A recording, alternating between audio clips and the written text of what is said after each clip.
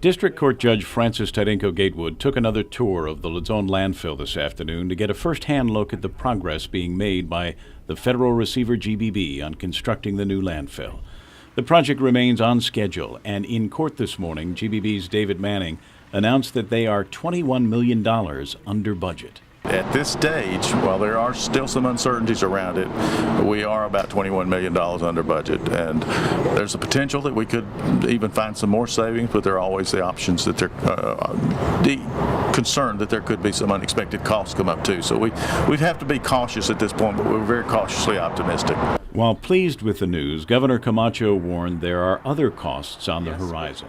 There are, of course, ongoing change orders I think that will occur. One of them is the capacity of the liner that has been spec'd out, that it is not sufficient, which means that there's going to be an added cost to replace what they think would be the appropriate liner. And so there's a cost there, but any cost savings is of course good for the government. But we do need to look at the other costs involved with the closure of the order dump and the ongoing mitigation and remediation costs involved with maintaining and ensuring that it's properly closed and dealt with. Manning also told the court that all contracts needed to complete the work at Luzon are now in place, and the landfill is on track for completion before the ORDOT dump's useful life runs out 476 days from now. We have about 401 construction days left of construction work to get the Luzon landfill ready to go. So we've got time, but as we've said from the beginning, it's a tight time frame. But two key issues have yet to be resolved. One is the commitment of the military to use the landfill. A letter of intent is in place, but the final details have yet to be worked out. If the military agrees to using the Luzon landfill, that will help bring down the monthly trash collection fees for everyone. The governor is confident they will.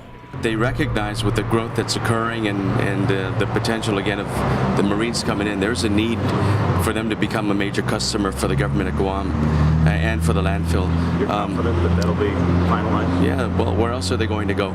This is going to be the only landfill for their territory.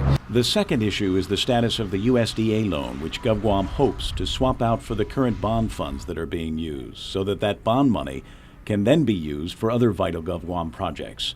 GBB's Manning says there are still some outstanding issues before that can happen. The difficulty that the government, I believe, is having from our observations is trying to find a way to put the USDA loan into effect and contracts, some of which are almost finished. The MEITA contract, for example, is virtually in closeout phase at this stage.